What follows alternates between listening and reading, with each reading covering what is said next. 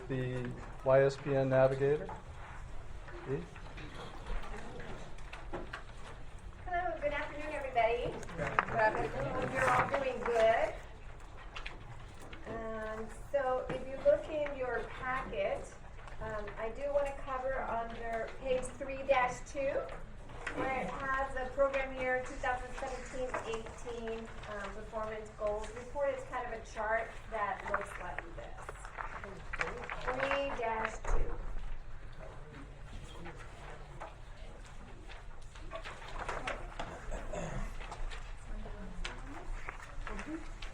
Great. So this is the performance goal report. It's preliminary, and it's based on last program year for 2017-18. And we have five performance measures. And so what I did is I outlined the 5 different performance measures, and then our 3 providers, what the goal, what the navigator reached, and then at the far right is the state goal, so that you can see what the state requires of us, what we have met, and where each of the individual providers are in regards to each of those performance measures. The first one is the education and employment rate, and this one is based on second quarter after exit. So you can see that as a navigator, we reached 71%. The state goal is 65.4%. So we did meet that second quarter goal. The next one is exactly the same, education and employment rate. However, this one is for fourth quarter.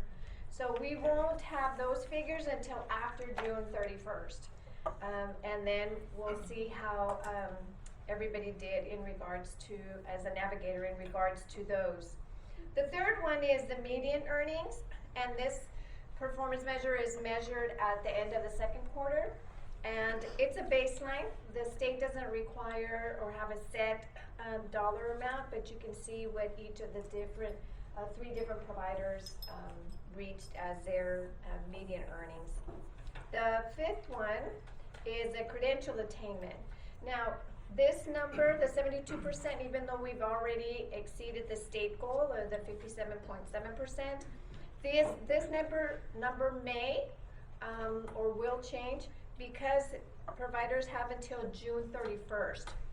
If you see, it says within, so it's the credentials that are attained within the 4 quarters after exit. So that's still, they're still working on that.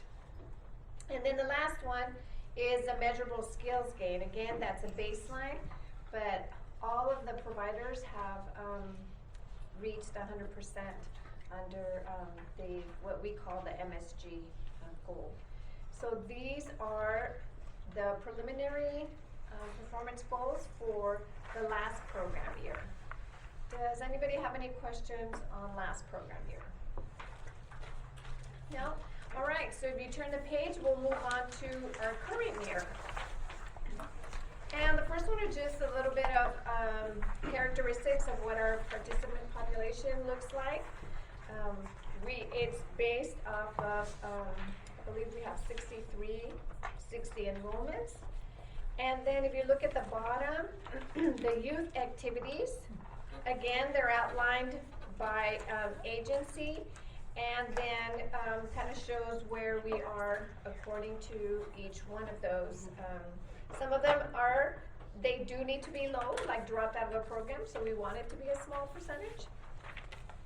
But again, it'll show you what their enrollment numbers. So Conservation Corps has 22 enrollments, the Children's Therapeutic Arts Center 23, and the Public Library 15, for a total of 60 enrollments. And so then we laid out of where it is year to date, and again, by the end of the program year, these numbers will change. Some of them increase significantly. For example, under the improved basic skills deficiency, they won't know that until they are getting close to exiting them, when they give them their post-test, because they take a pre-test and then a post-test, and then at that time they'll know if their basic skills did increase or improve. So there are a few of them that We still won't know what the final numbers will look like until after June 31st. Right, so any questions on these? No? Okay, so just a few little updates. We have been doing a lot of refresher training of this new program year because we've had a couple new staff with our providers. And so we've done youth eligibility training, and we did the youth performance indicator training. We did an ISS, or individual service strategy. The ISS is the framework for services, so we did training on that again. We got some new, the CalJobs activity codes. There were some updates, so we did another training on the CalJobs activity code, so that to make sure that the providers were updated with those. We did a performance guidance training, and then recently we also went over some of the common measures and their timelines so that the providers would know kind of what was coming up and what they needed to make sure that they were working on to meet performance. We also updated our youth program policy guidebook and the handbook to reflect the new eligibility and some program year changes. So we made all those changes and gave the handbook to all of the new provider staff, and then the updated forms were just handed to our provider, the staff that's already been on board, but we just gave them the updated sheets. But so now everybody has a current handbook. And then we've also spent a lot of time updating our forms. We updated our EEO and the grievance form. We've updated all of our CalJobs forms. So now the application, the participation form, our closure exit form, and the follow-up form have also been updated. So it's been a lot of training and a lot of updating forms and paperwork. But it's been good so far. Does anybody have any questions on anything I've gone over? No? All right, so now you get to hear the good stuff. Cheryl's not done yet. Oh, yes. No, just said we won't have the real truth, because I do have some questions, but I think you said we won't have all the numbers until June 31st. Because then I will have more concerns if the numbers are not what the expectations are. Yes.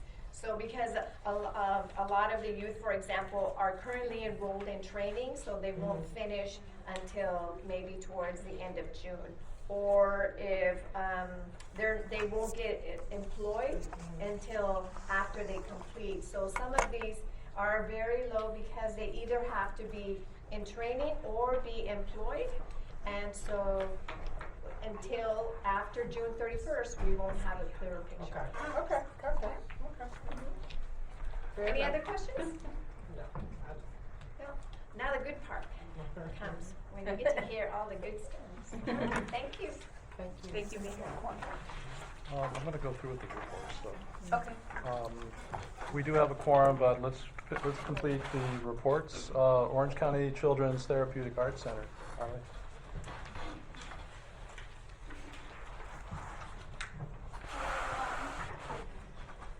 So, my name's Arlene. I'm the program coordinator and one of the case managers at OFCAC.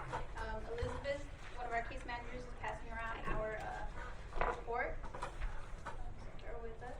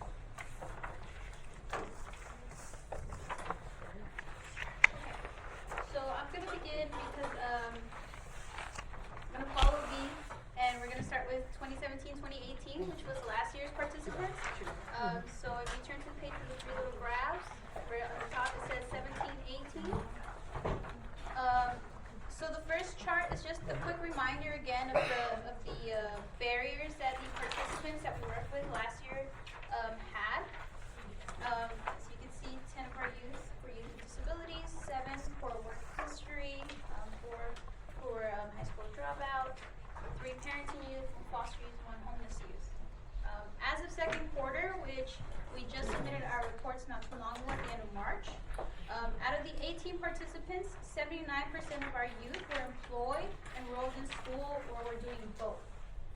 So as you can see, figure 2 displays the placement breakdown of all 18 participants.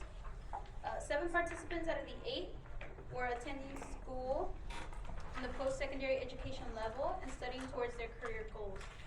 And a lot of them are interested in working with children. So it's either in the child care area, teacher education, or in social work. Those are the highest groups. And then the last figure, number 3, are the employment industries where some of our youth are currently working. Customer service, clerical, sales associate, and education. So it's kind of difficult for some of our youth to do 2 things at the same time. So go to school and go to work. For some it's difficult to be even full-time students at post-secondary level. And so for now they have chosen job placements that are very flexible with their school schedule and also that are not too stressful for them right now. But we are working with them to find like internships or again to continue helping them towards their career path. Does anyone have any questions on last year's participants? So then we turn it over, we are at 2018-2019, so that's this current year. Again, the first chart shows you a little bit of the barriers among our 23 participants. 23 were basic skills deficient, so all of our youth currently score below an 8th grade level in either math, reading, or both. 12 youth with disabilities, 3 with poor work history, 3 high school dropouts, 4 parenting youth, no foster youth this year, unfortunately, and 1 homeless youth. So like I mentioned, out of the 23 participants, 100% were basic skills deficient, and we are currently working with them, and we are currently doing progress report tests to see where they're at, to see where we can continue supporting them and helping them. So in the last report that we showed that 3 youth have improved. Since then, it's now 5, and we're hoping to continue that progress towards the end of the year. Figure 2 shows currently where our participants are placed in our work experience. So 1 in case management, 10 in child care, 6 as admin assistants, and 4 in technology. I'm happy to say that with the help of Dr. Anna, of course, we're working with the Rancho Santiago Community College District to place some of our participants at different child care places within the different schools in Santa Ana. And so we're hoping to start that later this month, to start placing some of our youth who are ready to kind of be on their own and travel outside of the center. And then I also received some good news today that our 1 participant who's currently working as a case manager assistant, the program coordinator is really happy with the work that they're doing, and they're looking and considering to hire them once the program is over. So it's good news. We're happy for them.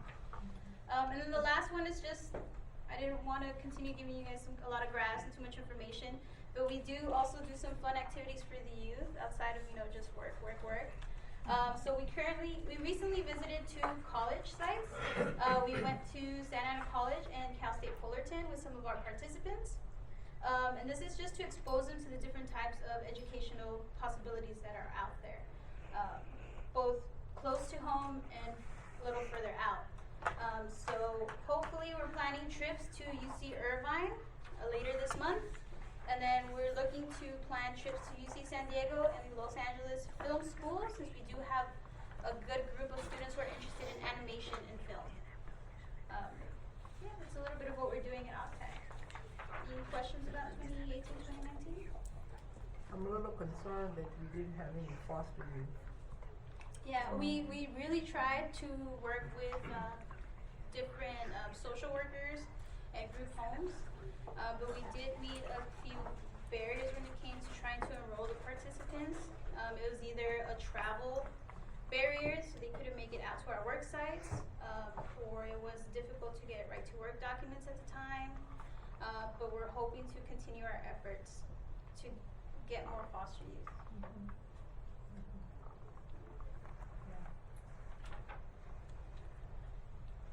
you help me explain foster youth?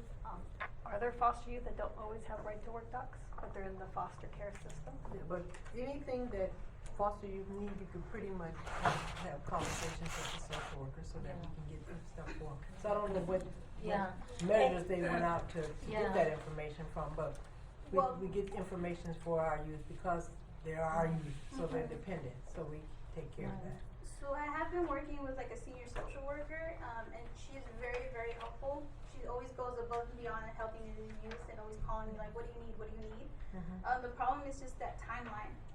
Usually if they don't have IDs and they need to get some sort of ID, their school one or a California ID, it takes about 3 weeks for them to get it, and at that point, we are already beyond the enrollment deadline.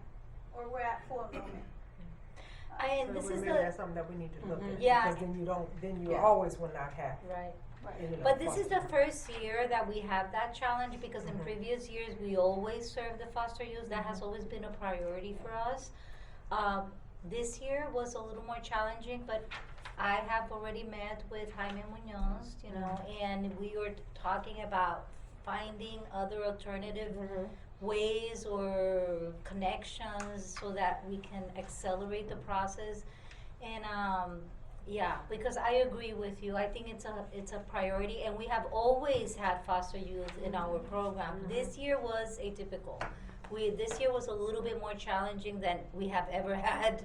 So unfortunately, you know, we didn't end up with the foster youth, but trust me, it's on our radar, and we're gonna work very hard to make sure that we have foster youth, you know, moving forward. Yeah. And if it has to do something with the application and the application date, because we don't want to get too technical here, but the whole CalJobs timeline and so forth, Yeah. we might be able to work that around that so that the dates coincide, so that that lag isn't. Yeah, and I remember another Yeah. and I remember another challenge, and correct me, Arlene, if I'm wrong. It was the percentage of the out of school versus in school. That was a big concern because we always encounter a lot more in school foster youth, but but we're so limited with the numbers of in school. So that's something that maybe we can have a discussion about this in the future, because the majority of the referrals that we got from county social services are in school foster youth, and so that was the biggest challenge we had. In the system, 18 they're out, right? No. 21. Okay. Yeah.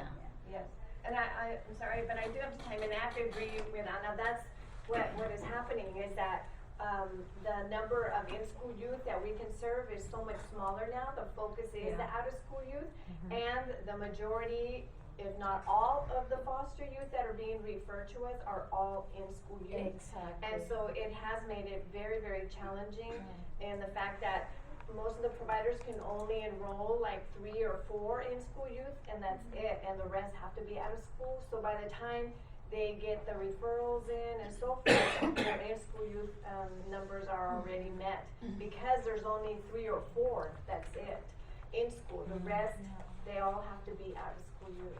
We have to find that sweet spot, that 19 to 21-year-old that's in the foster system. Yeah, that's Jaime's program. Yeah, and that's why we work with them. We work very closely with that program, And and that's the 19 to 20. Yes. Fasano, yes. I can't remember her first name right now, but Lucy.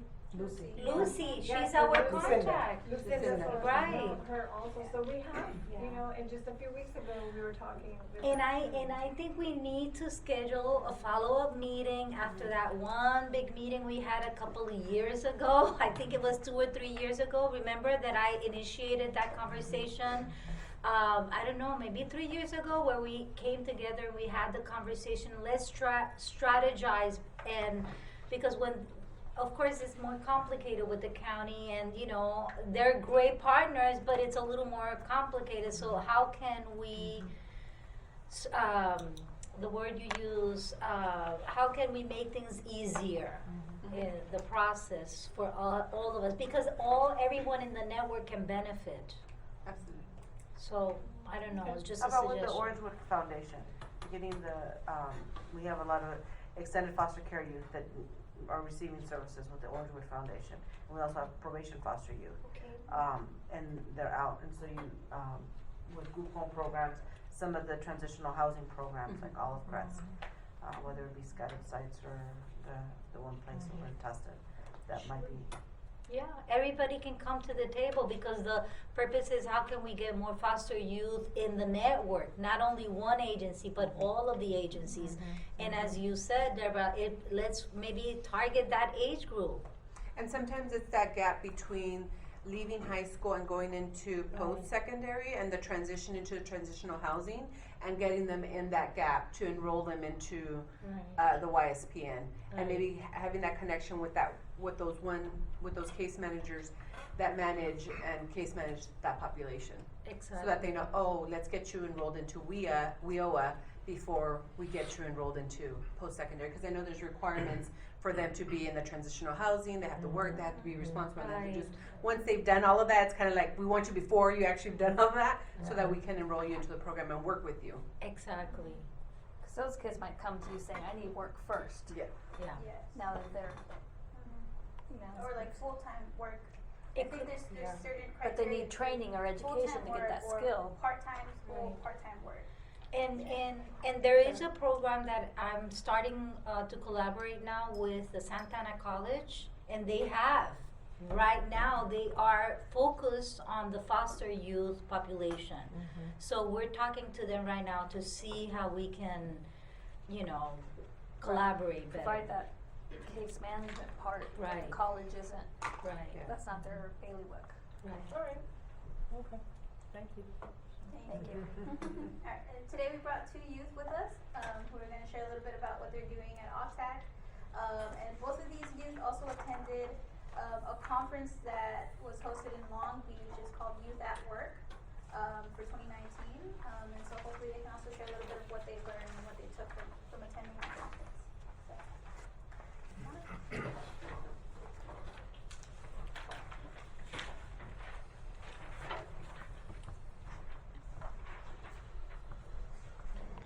Hi, my name is Jen, and I am a preparing for the Youth Employment Program at the OC Church Transgenic Arts Center.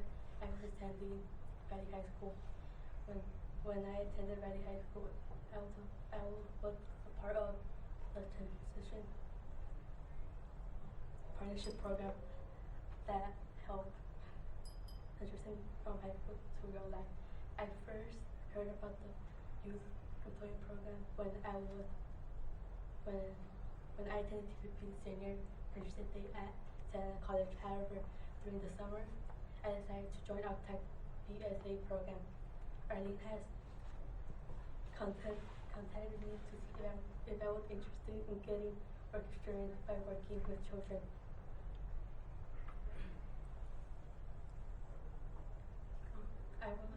I was encouraged to restore the child care certificate. I enrolled to the offer class to be more active. Being in the workshop, I have learned how to be responsible and professional. For example, I have learned when you have an interview, it's important to arrive a few minutes early so you can relax and think what you want to say. I am working on my tertiary degree. Also, I am still not sure if I want to study child development or community justice. This is my first semester at Santa Ana College. I'm currently taking English and math. OPTEC has helped me overcome my shyness by talking to different people and get to know them. Before coming to OPTEC, I was very shy, but now little by little, my shyness is going away. In January, I was given an opportunity to attend the CWA conference in Long Beach. This conference taught me how to turn my barrier on my shyness into my superpower. I challenged myself by going up on stage the last day of the conference and sharing my experience with others. In my future, I hope to graduate from Santa Ana College to find a career where I can work with children.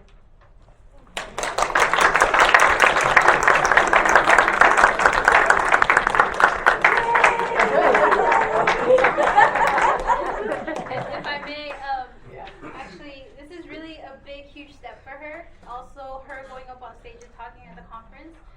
because I remember clearly when I first interviewed her to be a part of our program, she didn't say a single word to me the entire time. I had to meet with her multiple times because when I was trying to fill out the paperwork, she just wasn't saying anything to me. So this is a huge step, and we're so proud of her, and she is.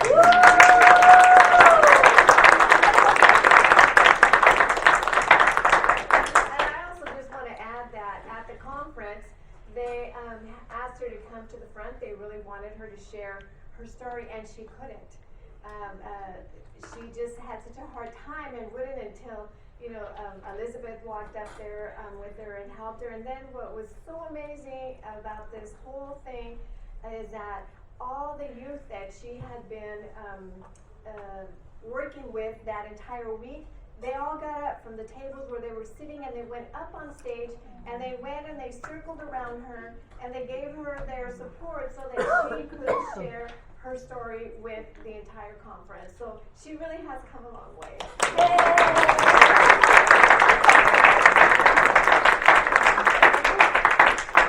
And this is Vanessa. She also attended the conference with Jenny. My name is Vanessa Pisano. I am currently a freshman at Santa Ana College. I am working on my AA in the animation. My passion for drawing began when I was 6 years old. I began by drawing Disney characters such as Winnie the Pooh, who happens to be my all-time favorite Disney character. Over the years, my art has been improving. In high school, for example, I began drawing pictures about mental health awareness, such as depression, bullying, Dr. Seuss activity. I had the opportunity to display my artwork at the Arts in the Lawn event at Santa Ana High School. I am currently struggling with depression at this moment. I started to notice this depression when I was 6 years old, which is the same time I began drawing. Over the past 14 years, I lost the energy and interest in hanging out with my parents. I entered high school, my depression had gotten worse, but when I was in art class, it helped me to express my feelings through art. Art has allowed me to send a message to others who currently feel the same way as I do. I am now feeling a bit better. I have been getting help and support from friends to go out more and spend time together to help me forget my depression. I have learned that depression is not defining and I will not allow it to bring me down. Through my art, I hope to be able to help others who are dealing with mental issues. On January, about the youth work on conference at Long Beach, it actually kind of helped me a lot because I know like when we were in the workshop and sometimes like we see a lot of students that was in there, it kind of seems like normal, like, but we gotta get a chance to know like who we are and what's our barriers that was like holding us back. And mine was depression was holding me back when I was 6 years old.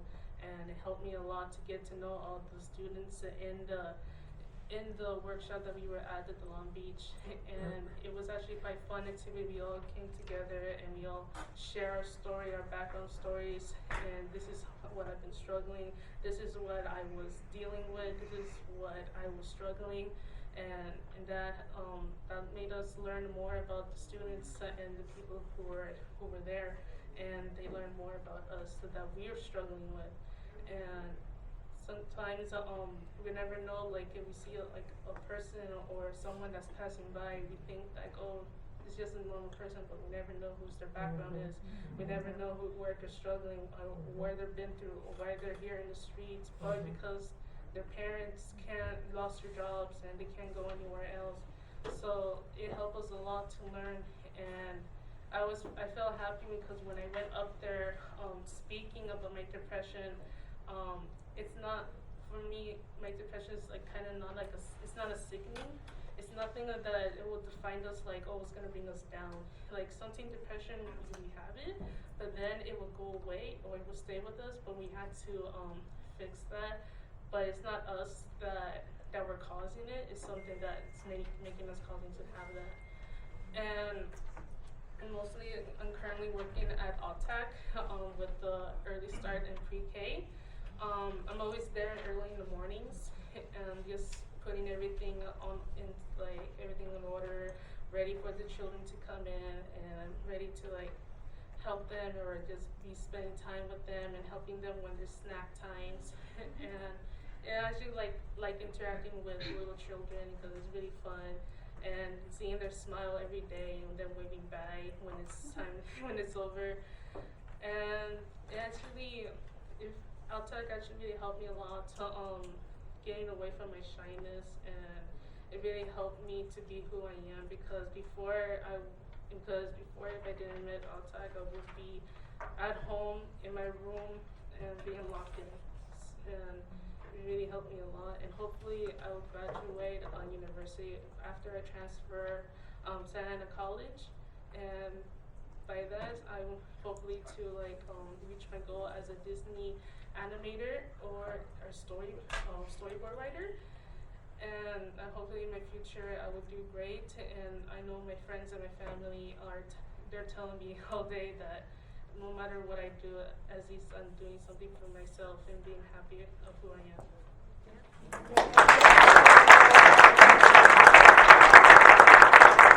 And I have to say that Vanessa is an incredible artist. Her art is amazing. She's very humble and she won't talk about her skills, but is really beautiful. And we're going to feature her art. You talked to her, right? Okay. In May, we have an exhibition at the Bowers Museum with other nonprofit organizations that I'm part of a collaborative, and also the Cambodian family. She is going to be exhibiting her art, and it's all about reducing the stigma of mental health through art. So, please come. I will share the information with Sandy. Sandy, you can send it out to everyone, because you have to see how beautiful her art is, and I'm really excited to feature her art at the Bowers Museum, right? Exciting, yeah. And then the last thing I want to say about both Gabriela and Vanessa is that these two young ladies were part of the VSA program, and they have created a really great documentary with the help of some of our instructors, technology instructors, and so hopefully we can also share with you what they have created. And it's all about advocacy, disability awareness, advocacy, and what else, girls? Leadership development, advocacy, disability awareness, right? Oh, and your videos, was it on bullying? I can't remember. There were several, because they created several of them, right? So it was really good. So they've got these technical skills and art skills, and very proud of their work. Yeah. Good job, Sarah.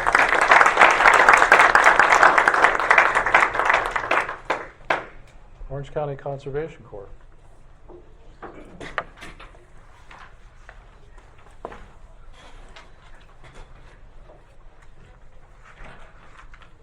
afternoon, everyone.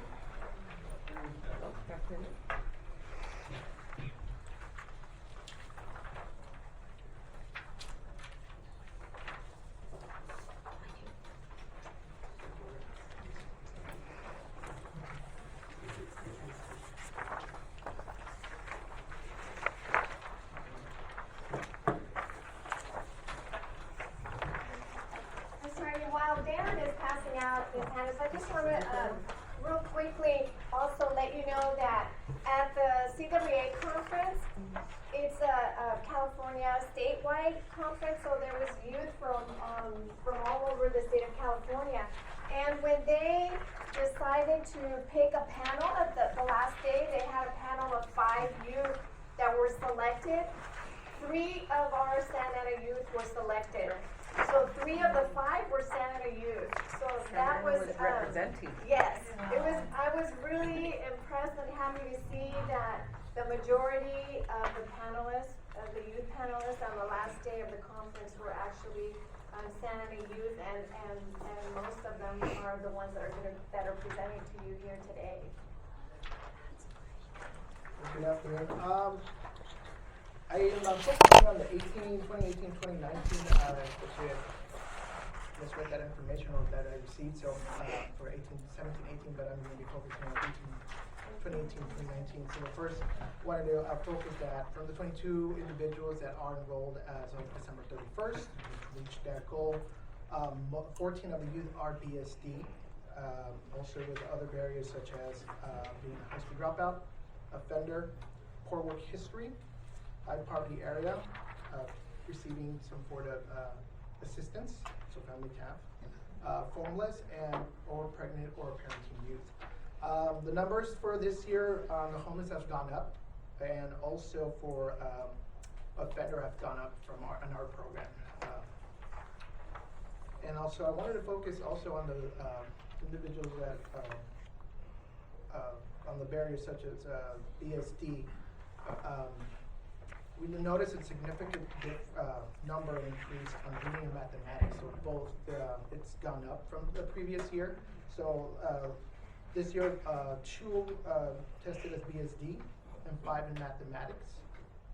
And starting 12 out of the 14, out of the 19 that were BSD, 12 are both BSD in both subjects in math and reading. Also, currently our work experience, we have 19 working, and from those 19, 3 attained direct placement.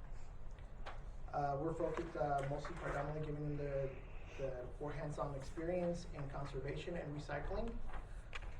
The other one, 4 are in Goodwill, which are doing really, really well, are doing exceptional over there.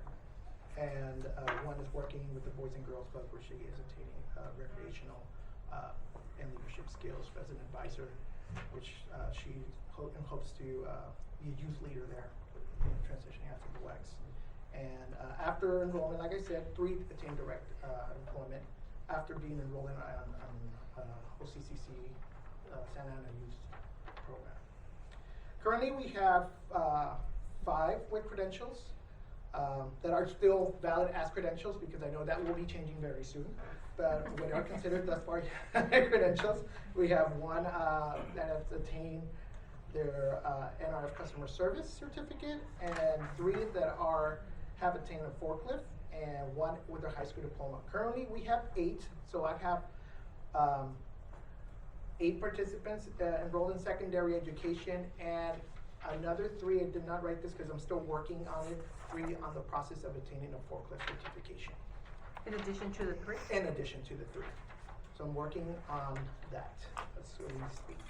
Currently, I just wanted to announce that we are celebrating our 25th year in service, providing individuals that are low income and at-risk youth the opportunity to serve their community and advance in their education by following our motto that's listed on the bottom: earn, learn, serve, tools to the green, the future. So we will be having our event pretty soon in October.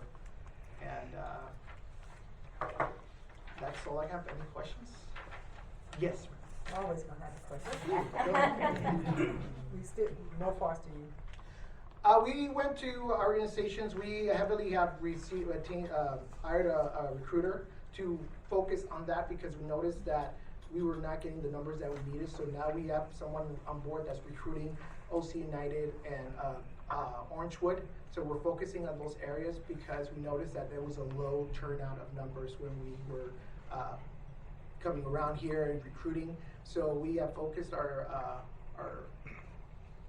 numbers, in our program to get that recruiter. He's already working on that. Orangewood Foundation? Orangewood Foundation, and then OC United. Okay. Because there are some of the individuals that I've understood, right, that go to not Orangewood, OC United, that live throughout Orange County, and they get services there, and they are predominantly foster youth. That's my understanding that I received from our recruiter. Yes. I also noticed that there were no students with disabilities.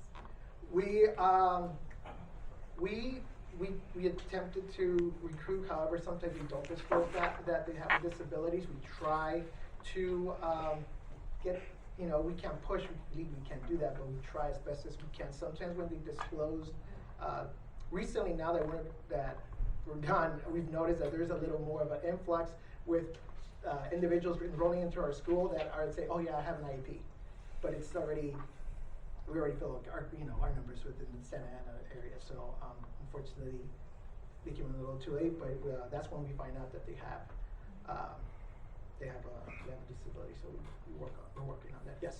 And I guess this goes for not just you, Darren, but the other providers. Is how often do you guys find out there are additional challenges or barriers that you discover after enrollment? Because I know alone, just in my monitoring of the files, I saw an IEP in the file, yet the student would not disclose that information. After discussing it with the case manager, I noticed that they were like, no, I don't have a disability, but the IEP, after the fact, he mentioned it, and so they were able to retrieve it, but eligibility paperwork had already been submitted, and so the application had already been in. These numbers reflect what's on the actual application as far as your population. Correct. Not what's found out after the fact. Correct. And so that's the big discrepancy there, because they come in and they do not disclose until after the fact that, yeah, I have an IEP. What you ask, do you have an IEP? How about school? Well, we can't really ask them directly, so No. You have to be very cautious of how you ask that question. But if they disclose, then we immediately do document that information. Just a suggestion that since you're doing testing with them, as they're coming in, that you can ask if they have an IEP and then address it as, if you have an IEP, I can give you accommodations of extra time. And then you're not asking them, do they have a disability? You're just saying, do you have an IEP? And then an IEP means they have a disability. So you kind of are going around to get the answers that you really need. And I did mention, I forgot what agency it was with, but I did mention that particular question, and sometimes the youth, and maybe they didn't want to disclose it, but I think getting older into the 21, 20, even 24-year-olds, because I know a couple of them have 24, they've been out of school for some time now, and so they won't disclose that as readily, I think, as the younger individuals still in school or just shortly out of school. And so I with regards to the disability, but I did prompt them to ask a couple of questions. What type of classes did you take in high school? Did you take this particular class? And kind of start, and that's something we might need to work with the providers to start asking some questions that would guide that conversation, to be able to pull some Did you information. get extra time for your testing? Right. Were you sitting in the front Right. of the room? Right. All of the different questions about accommodations that can be made can kind of suggest that they had a disability. Yeah. And I- probably have an IEP. Right.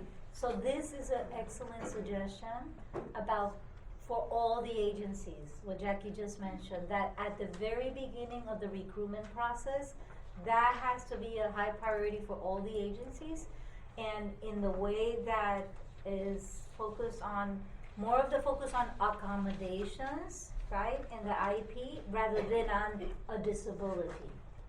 Because it's not about the disability, it's about how we can support through accommodations all of the participants. And that not just goes for youth with disabilities, but also foster youth. I mean, you're looking at a 24-year-old that is not most likely in the system and has been long gone or maybe left. And I see there's a lot of homeless individuals are enrolled. They're not Former foster youth. might have been former foster youth and are now emancipated, but they don't see themselves as that because they're so far removed now that that's not something that they're readily saying, oh, I was a foster youth. So. Right.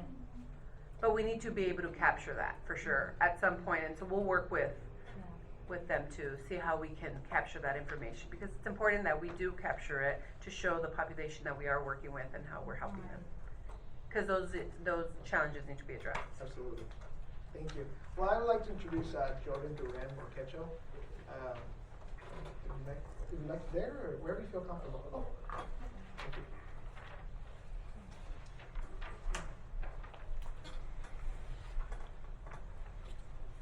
He's one of our participants in this current year. Hello everyone, my name is Jordan Duran Morquecho, and I am 25 years old, currently living in the city of Santa Ana. I would like to thank the Youth Council for allowing me to share my story. My story begins in the cities of Anaheim and Santa Ana. While I was growing up, we moved back and forth between those two cities, my mother was a single parent, and she strived to do her best for me and all my 5 siblings. Even though she had limited financial resources, she always made sure to have food, clothing, and roof under our heads. Unfortunately, during my preteen years to the age of 17, I was in and out of juvenile hall during my incarceration. I was received the news that I was going to be a father. Fortunately, after being released from juvenile hall, I began to do okay for myself by not getting into trouble with the law and keeping myself busy with a dead-end job, just up a broke employment. Sadly, about 2 years ago, I was sent to prison up north in Wasco due to GBI. During my incarceration, thanks to physical exercise, I had awakened where I was done with the life I had been part of and wanted to be a better person in life, not only for me, but as well for my daughter. After being released from prison, I became homeless and couch surfed at friends' homes around Santa Ana.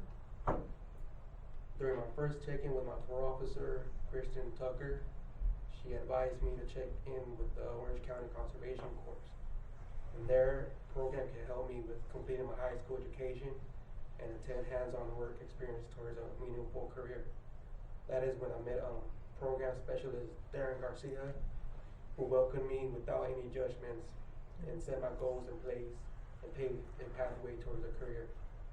The program also has helped me with transportation to attend both school and work, which has also allowed for me not to worry on how I would get to work or school. Thanks to Darren and the OCCC, I have created a resume, received hands-on experience with how to use tools properly, becoming a team player, attend leadership skills, and the process of putting me in contact with my dream career as a union plumber and stem pipe welder. They also already put me in contact with them as of last week. Since being enrolled in the OCCC Santa Ana WIOA youth program, I have had perfect attendance for the past 7 months at work. Additionally, thanks to the OCCC and the Santa Ana WIO youth program, I have attended a forklift certification, which will help me to obtain employment after I complete the program. I also am attending the Career and College Preparatory Academy and Orange County Conservation Corps Charter School. When I started school there, I was missing 70 credits, and as of today, I'm glad to say I'm only missing 20 credits to graduate with my high school diploma. Before being a part of the OCCC, the future seemed like a dark and early foggy morning with no end in sight. But thanks to the Orange County Conservation Corps and the Santa Ana WIO youth program, I can see the bright blue skies from miles away. Thank you, Madam.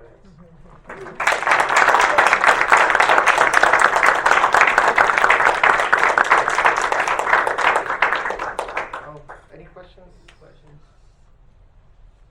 Thank you. How can we get him in front of the plumber's You trade? are a poet. Yeah, they Poet. Very good.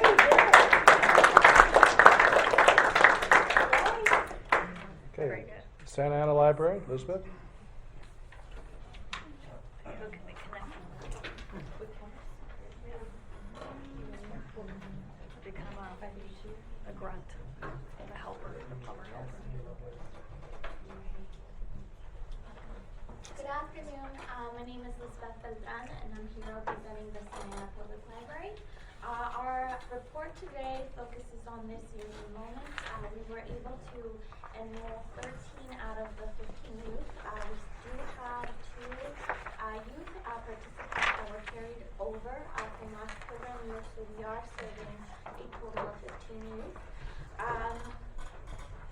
Out of the 13 participants, 76% of the youth, 10 youth, were basic skills deficient in at least one subject. We also are serving youth with disabilities, poor work history, high school dropouts, and 1 homeless youth. That figure for the homeless youth did go up during our program year, so we are currently serving 2.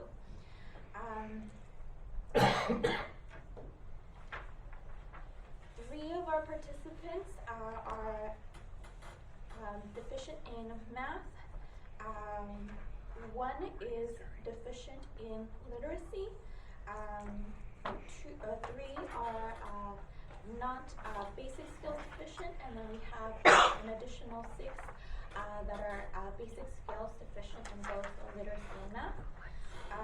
We have been working with our youth to provide them with occupational skills through the Allison MOOC, which is a massive open online course. And we have had 12 youth be successful in attaining their Microsoft Word certificate. 8 additional are proficient in Excel, and then we did have one of our high school dropouts attain her high school diploma already.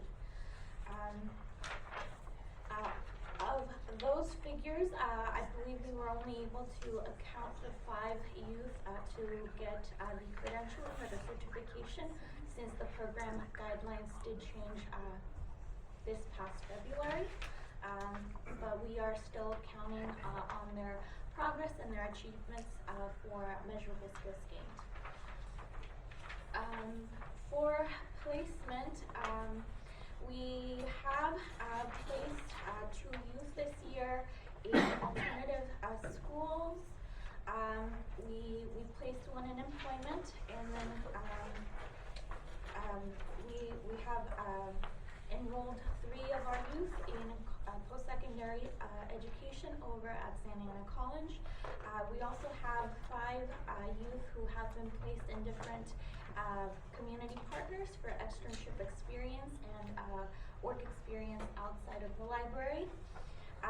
Of these placements, 2 have been placed in the Heritage Museum of Orange County, where they are leading programs for local youth and working with children to get the education experience that they desire. We have one placed at the Frida Cinema and focusing on entertainment and graphic design. We have one that is gaining casework experience through the AISS, which is the Achievement Institute of Scientific Studies, and she is helping our community partners in serving other youth. And then we have one placed in a law office. Within the library, we have also provided work experience to all of our youth through training in video production, archiving, and library services, as well as leadership experience.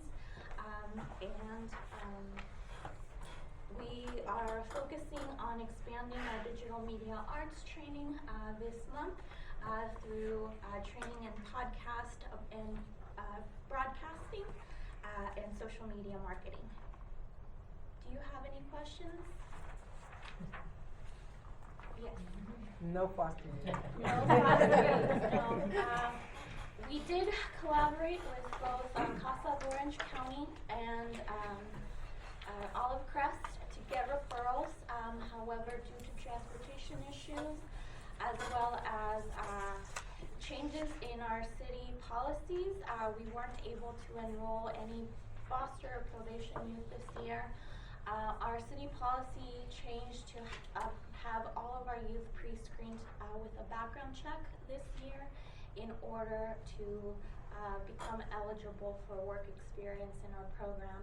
So that definitely caused a lot of challenges to our enrollment this year. So the system screens out foster youth? Not exactly. Policy? I would say, when did it become a crime to be a foster youth? It's the probation youth, and so They're not foster youth. sometimes. But the law changed. I mean, it depends on the offense, right? Yeah, you can't discriminate against someone that has a record. We did not discriminate. It's not a crime to be a criminal.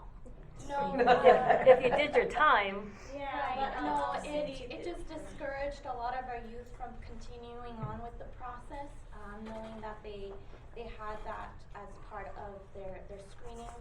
As much as we assured them of the safety involved in the process, they did not go forward with their applications. I'll have to be quiet because I'll get in trouble. Discuss with the new HR. I think you should. We have numerous times. You just have to show results at the end and with a significant drop in. We have had a significant drop in our library program. We used to do a probation volunteer program. We don't do that anymore. This is the first year in 15 years that we haven't done it. But necessarily our foster youth don't have any criminal background. That is correct. We didn't have the luck with a lot of the youth in that were referred to us from those agencies. We only had 3 positions to fill with in-school youth as well, and so a lot of them fell into that bracket where we had already filled those positions. Additionally, I do believe that some of the youth were kind of in limbo where they were youth within the age that would require a work permit from their school, but it would also negate that they were qualified as an out-of-school youth.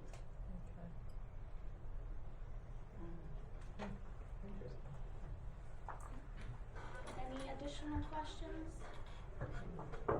It's good to hear the struggles because then the board can listen to it, and then that gives some thought on how we can try and overcome those barriers going forward or those hurdles that you face. So don't be shy to just give us the good news. Tell us the bad news as well, because then we can strategize on how to address it or pave the way to help out. So, Santa Ana, we kind of came up against this a few years ago. Santa Ana Unified? Santa Ana Unified, where we had a lot of students that we could send this way, but they were still in school. And when it changed to such a small amount of in school and the majority being out of school, I think that maybe Cheryl, as I did, maybe we can find connections, people to connect with for our agencies to go out and get out of school youth. That's right, the Owensville Foundation is one of them. Okay. We have our non-money dependent program, which is up to 21. Then there's Heidi's program, there's Dr. Jimenez, who said, working with Heidi, but Owensville Foundation is absolutely one of them that works with a lot of our out-of-school youth. Yeah. That's been prior, former foster youth. Yeah. So, but like you said, it's a good thing to know, because then we can kind of help and direct, like, where can we get these foster youth, or where can we find these foster youth? Since the numbers have switched from in-school more out-of-school youth. Yeah. So we can do that. But I gotta fight for the foster. Yeah, good. Yeah. Thank you. Additionally, I would say that a lot of our program participants over the years have been under circumstances where they were not identified as foster youth, but living under the conditions that foster youth experience. Right. So for that reason, we don't know exactly how many would have qualified or not. And they may have been. They may just didn't tell you. Right. Yeah. They may have been and just didn't want to say, I used to be a foster. It comes up later. It comes up later. Yeah. Because the stigma of being a foster youth. Right. So, yeah. Yeah. You may have 12, but don't really know that they were foster youth, or any of them in the program, in any of the programs, just because sometimes they don't want to say. Once they're out there, they don't want people to know. Yeah. So, thank you. I would like to present to you one of our program participants for this year, and a long-time member of our library, Cesar Rueda.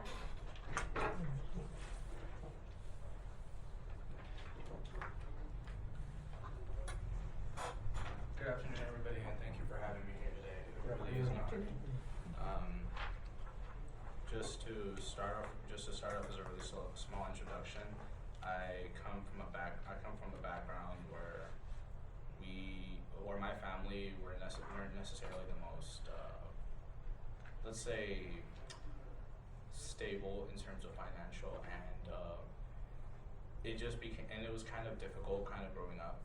I grew up in a very difficult place where we kind of had to move from place to place. Not exactly move, because before we really had like a house to ourselves, I would frequently have to go with my grandmother or my aunt just to live there for a bit while my parents tried to figure out how to get a house. And then when we finally found something to live in, recently we moved into Santa Ana right around 2007. It was the first turning block of, well, my life to start with. And growing up, it was a very difficult ride. Not because of my financial status, but because of many personal issues that came by. My life has many trials to them regarding many issues medically, any issues I had personally, mentally. I've had to overcome losses of people and those who have kept me up and to kind of help me mature. And it was very difficult around 2014. The story starts around 2014, right around the time where I almost gave up on everything. And I was slowly being dragged into a mindset that could have led me to suicide. And I want to tell you the story of how I came into Santa Ana Public Library. So, as I said, this happened right around 8th grade. I had already gotten a recommendation to go to Middle College High School, and I was very fortunate to get accepted through the lottery system. And by then, I was informed that I had to attain at least 20 hours per semester just so I can meet the criteria. And that's when I came to the idea of why not the Santa Ana Public Library. It's convenient, it's close by, and it's only a 20-minute walk. I went in there only with the mindset that I was only here for hours. To put it blunt, to be very blunt, I wasn't thinking of anything other than that. Hours and I'm out. I just want to get these hours for the next 4 years, and then I'll move on. But this was also because I had ongoing issues, and these two issues were very social and mental, because I was going through a time, and they're still ongoing too. I was diagnosed with autism and ADHD at a very young age, probably at earliest at 3 years old and at latest 5. So I was very concerned. So what I was focusing is just getting those hours without any sort of problems, and I just wanted to get out as soon as I could. But one thing that really changed everything, Cheryl, when she was working downstairs most of the time, around that time during 2014, 2015, she changed everything. She changed my mindset. Early on when I was volunteering, she noticed that I was struggling. Those same struggles I just mentioned to you all, she noticed them firsthand before anybody else would. And that sprung an idea to her. She came forth and worked with me one-on-one during my volunteer service to kind of mentor me. Initially, she started me off with group work, which was something I was not very comfortable with. She tried working little by little to get me to do group work and to help with my social skills. I was not very comfortable with that, but it dawned on me later on that what she was doing wasn't there to make me uncomfortable, but it was to make me realize that there are other people who are also going through that same situation. And the people I worked with even had similar issues of social anxiety as I did. So when I found growth in that, they also found growth. So it was a mutual growing process. Little by little, she put me in different activities. When she moved up offices, she put me into activities and had Lizbeth work with me personally. Where Cheryl worked with me one-on-one to kind of help me socially, Lizbeth was the person that helped me articulate. She helped me speak. She gave me a voice I never would have thought I had possessed. All these stories, all these feelings, all these emotions that I've held on to for many years, that was in a very unhealthy way, she managed to help me find the words. She managed to help me find the voice, the power to say whatever I felt I was empowered to say. I felt power and I felt I had a voice for once.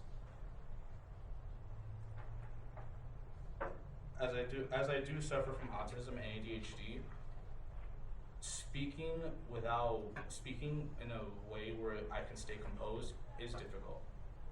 Right now, as I'm speaking to you all, I'm shaking inside. My heart rate is speeding up as of the moment. And on top of that, it's kind of hard to just stay in one position. But I'm very glad within these 4 years, these 5 years that I've been in this program, I have been able to confidently say that this growth has been due to the extensive support and the extensive one-on-one interactions that I've had with this program, with the library, with Teen Space, with WIOA. I have grown significantly since then, since the time when I started to now. And it gave me it dawned a revelation. I started off so small. I started off with very little, and came out with an abundance of knowledge about myself. Deep inside, I felt that now I can see the rise. I can see myself growing. I can see my future ahead of me. Whereas before, I could not see past 2 feet ahead of me now. And over these overwhelming odds, I overcame. I put my feet still, and I walked the path that I felt was necessary in order to grow. I may have taken side routes along the way, but all that struggle got me to this very point, today, in front of all of you. From my time as a volunteer to as a member of the See the Trees program, my ideology has always been, my ideology always stemmed from being able to express oneself thoroughly and be able to use your words to your own advantage, something that I never would have thought could be possible. And under WIOA, all the things that I learned under Teen Space and my volunteer service, they helped me polish it. They helped me use it to different avenues, not just within the Teen Space community. It helped me within video production. It helped me in when we were doing graphic design. I was even inspired by people like Sam Wera and Shari Hub. And my goal since then is to not only share my story with you, but with anybody that will give me the time of day, to give me the opportunity to voice my story, to influence, to help people rise. Because under my time as a volunteer, I was aware that not only was I growing, but I was helping those who were also younger than me, whose mindsets were still raw and still incomprehensible, that they could grow as well. And I was very happy to see that some of the youth that I was mentoring at the time have come back and are growing in the same process. My goals from here on out, whether it be with the library or anywhere else, I want to take the trainings that I've been given and the training that we're going to have with the podcasting. I want to be able to use that voice and have my voice heard by everybody else, whether it's locally or internationally. I want to be heard, because I no longer want to I no longer want to have myself hidden behind the corner like I used to.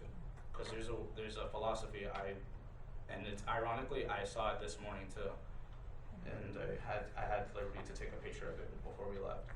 We all have our breaking point where we refuse to no longer break at the hands of others.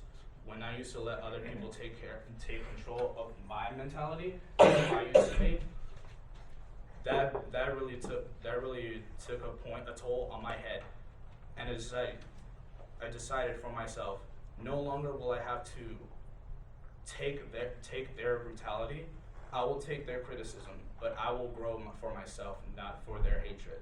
I will grow so that way I can take my disabilities and make it a positive influence on those around me. Here, here.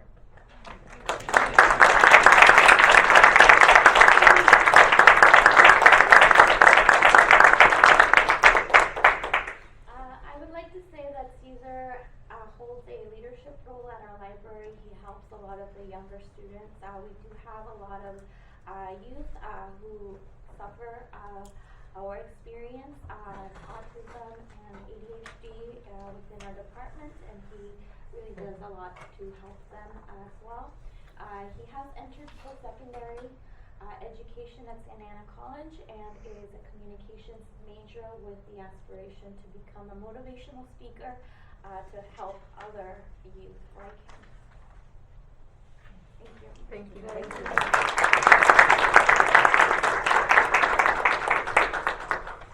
Okay, we'll come back to the comment section in a little bit, but we'll go into the regular agenda for today. I'll call the meeting to order. Roll call.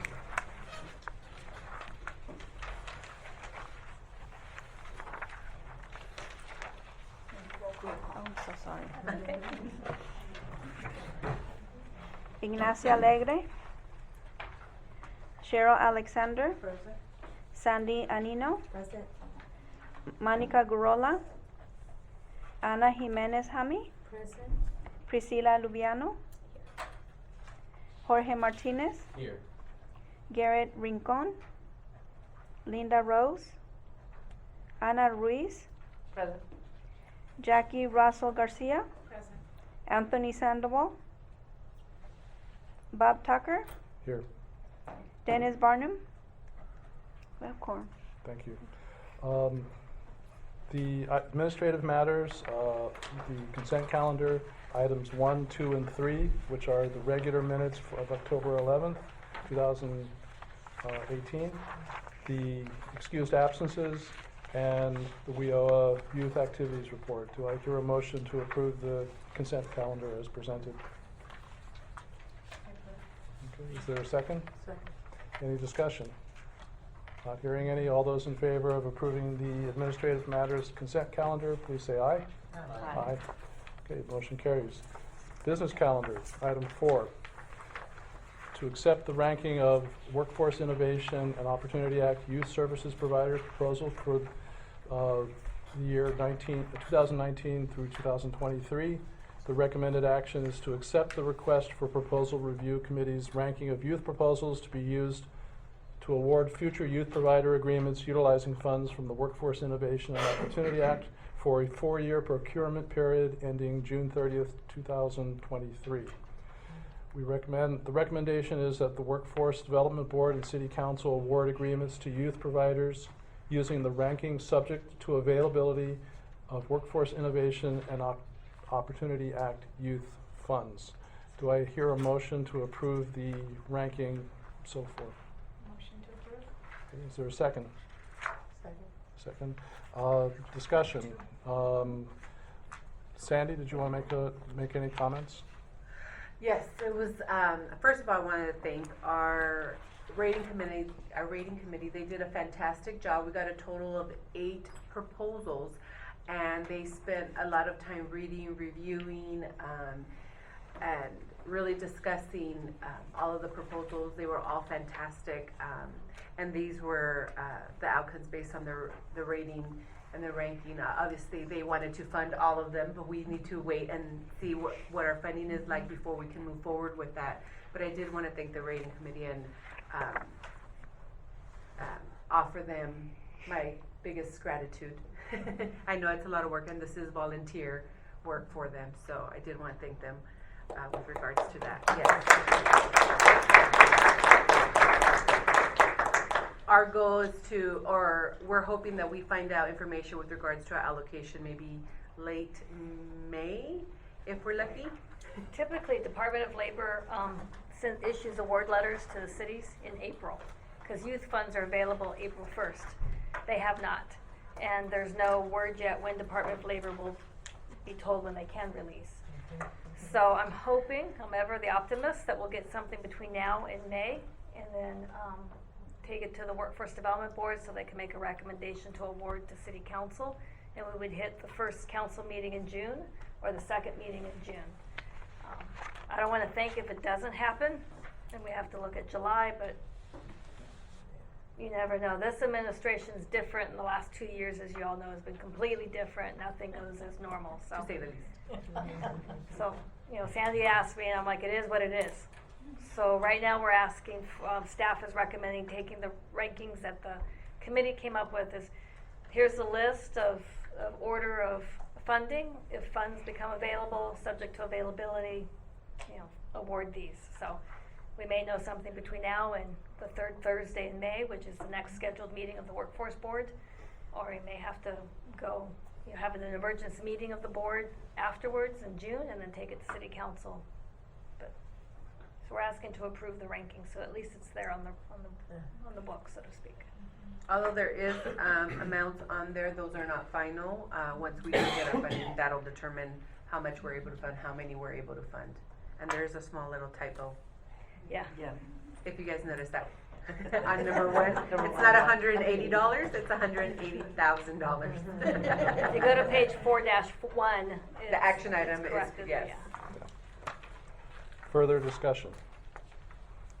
Not hearing any. All those in favor of the ranking presented, please say aye. Aye. Abstain. Oh, we'll get there. Okay. Okay. Okay. All those opposed? Not hearing any. Any abstentions? One. Okay. Thank you. Okay, the motion, the recommended action, item 4 is approved. Okay, public comments. Yes. Good afternoon, everyone. My name is Vatana. I'm the Executive Director of the Cameroon Family Community Center, which is a multi-ethnic human services agency providing services to Santana youth, seniors, early youth, from 0 years old for 39 years. So we've been in the community for 39 years. And first of all, I just want to thank the committee and the staff at the Santana Workforce Development for your services to the youth in our community, especially your time in reviewing and rating the youth proposal for fiscal year 2019 and 20. Since 1980, the Cameroon Family Community Center has helped over 45,000 low-income refugees and immigrants in Orange County live successful life through our community health and mental health program, youth program, civic engagement, and immigration services. Our staff speaks 8 different languages, include English, Khmer, Spanish, Thai, Chinese, Vietnamese, Gujarati, which is the Indian language, and Cham is the Muslim language of the Cambodian descent. And they are bilingual and have established deep trust in the city of Santana, particularly within the refugee and immigrant community. Our clients and the youth we serve face many challenges, including limited English, lack of the job skills when during the immigration process, either come as a forced immigration where the country suffered from the war, or they came here through the family petitions, cultural misunderstanding in America, low socioeconomic status. They came here with just, some of us who came here with just a backpack because they have to force from their country because of the Civil War. And furthermore, many families also report stigma, especially post-traumatic stress disorder, depressions that have experienced during their immigration. They also have stigma related to their immigration status within the current political environment, leading them to feeling socially isolated and being treated with prejudice and afraid of seeking services. Also, most of them have low-paying jobs. They often come to our center for support, especially the immigrant refugee youth who came here in their adolescence and have barriers accessing and navigating the services such as employment services that we are proposing. So we have a lot of youth who came and, oh my God, I don't speak English. I carry a high school degree from my country. Can I work here? Do they value my education? How do I navigate that? Right? Oh, this employee understand my culture when I go to work there. Do I get a job training skill? So those questions have been asked by the family that we serve so much. And then us as a community-based organization that provide multiple services, we try to meet the needs. We do whatever we want, but we don't have the capacity and sufficient resources to do that. That's why we're so excited when the opportunity come up. We've been doing this already, and we haven't had an opportunity to tap into resources to serve more. And we provided direct services, 980 participants per year, providing over 15,000 services a year to residents in Orange County, and 70% reside in Orange County, in Santana. And we have seen that a lot of community members have barrier in transportation, so we brought our service back to the apartment complex. So we work with the property manager. Can we just have a small office space to have your residents make sure that they have been able to access services without having to Uber, without having to ask their family member to drive them to the services? So those are the strategy we use because we understand the firsthand of the challenges that our community have faced. Although the Cambodian family proposal has been ranked as number 7 out of 8 and may not be selected for funding, I would like to take the opportunity here to express the dire needs of our underserved ethnic minority community that are often overlooked in Santa Ana. Because we've been here for many years, but the needs are not often presented because we're not the from culture that spoke up a lot, that tell us about need. We tend to internalize because of a lot of depression, PTSD that they have, the stigma, they don't want to talk about their need. So we're here today to inform the committee that we're here and we are very happy to partners, but often that because of the cultural language issues, they often refer back to us to get the services.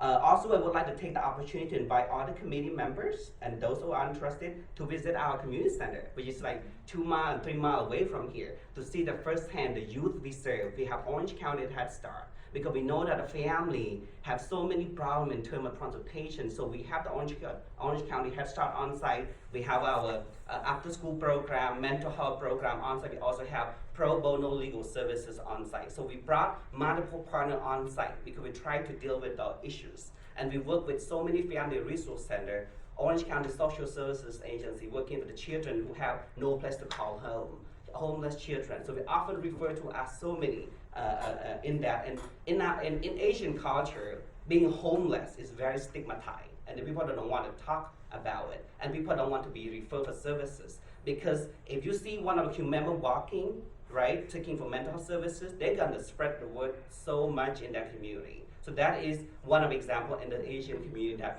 we talk about. So I just want to, again, thank you for your services to the community, and we look forward to working and partnering with you to improve the life of many youth, ethnic minority youth in our community. Thanks so much. Thank you.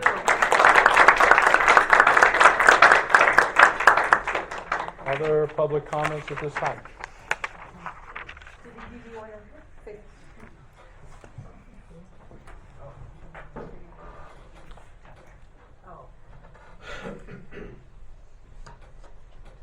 Good evening. My name is Mai Sue. I work with the State of California Employment Development Department, specifically our Youth Employment Opportunity Program. This is Alberto Cruz.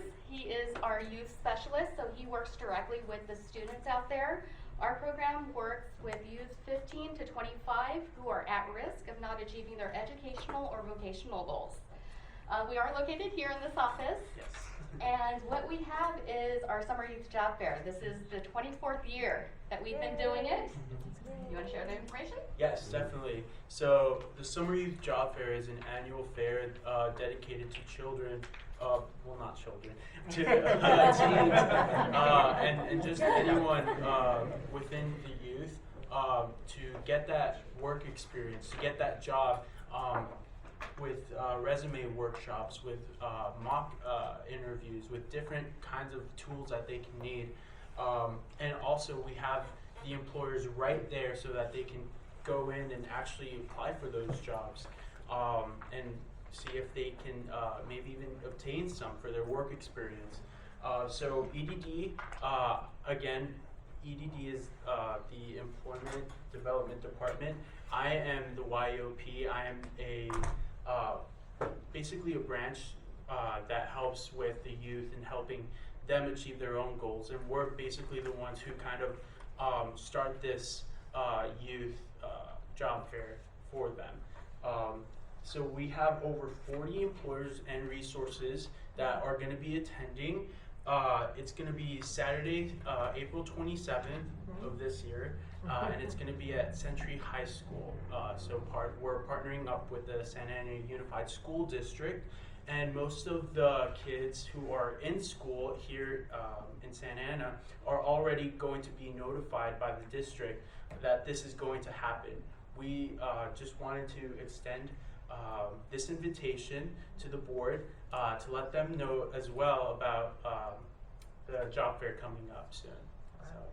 We have flyers as well as postcards, and if you want an electronic version, I can get that over to Sandy and she can send it out.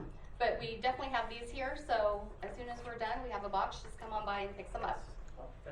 Any questions? we wanted to just piggyback on what you said, being part of that committee, OCCC is gonna have volunteers, 10 at this time we have, listed for that day. They're gonna be doing the event portion of it, so event, crowd control. And we're gonna be providing that assistance so that, we could have, control of the crowds, cause it's expected to be 300-400, youth. Yeah, every year is a huge, huge success. We have so many youth, young adults, some even adults try to show up, not in a way, but we get a huge turnout, and it's really nice to see all the youth. They're all gussied up, they're ready to get interviewed, get their applications. Some of them get hired on the spot, which is really nice to see. If you guys don't have youth that are going, please stop by because it's nice. It's a really nice event to attend.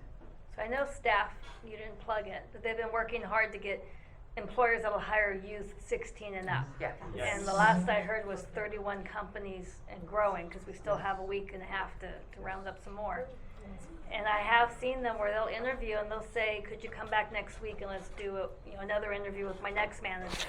Or here's go do your pre-screening employment work at XYZ lab and whatever. So it's really fun because you see parents going with their teens there. The parents are kind of holding back and pushing Johnny up to the front. But the staff here, EDD and our partner staff are really good to encourage the kids and kind of coax them around or walk them through and say, this is how you network the tables, or this is how you kind of do it. So it's open to all youth, not just Santa Ana youth, it's open to all youth. Yes. However, it's in Santa Ana, so it'll be predominantly Santa Ana kids, but it is open to all. You can live Tustin, Mission Viejo, and they do come from all over. We get bands of kids that show up and they all put it up. I also wanted to just say that we did announce it. I announced it at the last YSPN meeting, our monthly YSPN meeting, and I did meet our group. I notified them via email about it, so the word is spreading now. So if you know anyone. So it's not limited to just those that are enrolled in our grant. We owe a grant. It's open to all the general public, anyone that's looking for work that's youth. We'll pass out the files. Oh. Yes, we have full staff. Yeah, so you guys want to continue with your meeting and then? Welcome to share them. You want me to pass those out? So we'll pass it out. They have an Eventbrite on the bottom of the page. There's an Eventbrite where you can sign up, so you don't have to go through the CalJob system. It would be great if they could go through the CalJob system. However, with the youth nowadays, it's give me a link, let me just click through my name. I'll do it on my phone. So they got that Postcards, yes. with an Eventbrite app. I'm going to go ahead and pass out. Thank you. Yeah, I'll go ahead and pass out one. And if you guys want more, I know she has stacks already paper clipped and so forth. Thank you very much. So adult and not Yeah, and I've got do we have anything? Great, we'll fly for you there.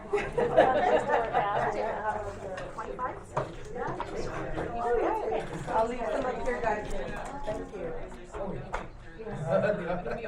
Turn your phone.